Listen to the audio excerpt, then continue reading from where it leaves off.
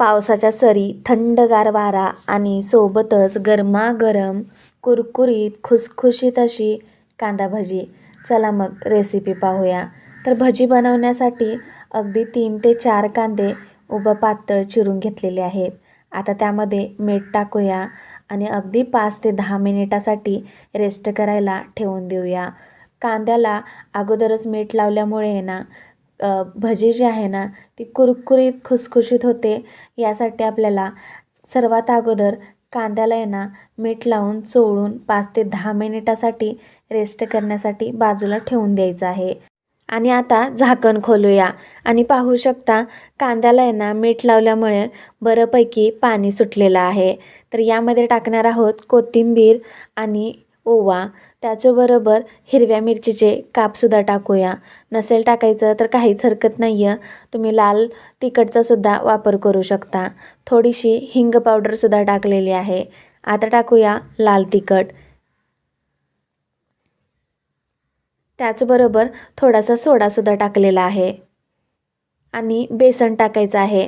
आता बेसनचे जे प्रमाण आहे ना ते अगदी कांद्याला किती पाणी सुटलेलं आहे ह्यावरती अवलंबून आहे. यामध्ये आपल्याला बिलकुलही पाण्याचा वापर न करता आपण ही कांदा भजी बनवणार आहोत. त्यासाठी जेवढं कांद्याला पाणी सुटलेलं असेल ना तेवढंच यामध्ये बेसन पीठ टाकायचं आहे. कांदा भजी बनवण्यासाठीचं हे मिश्रण खूप काहीसं पातळ करू नका.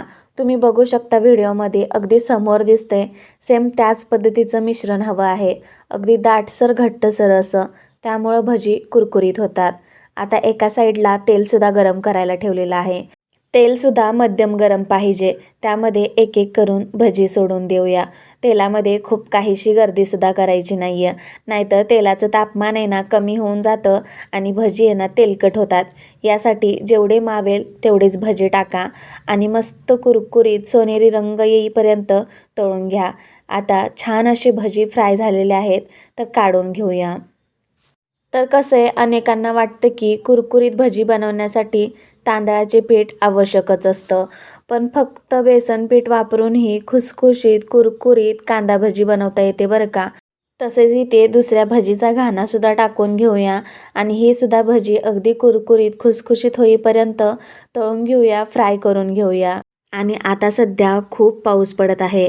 त्यामुळं तुम्हीसुद्धा ह्या पावसाच्या सरीमध्ये ही गरमागरम कुरकुरीत अशी कांदा भजी नक्की बनवून पहा.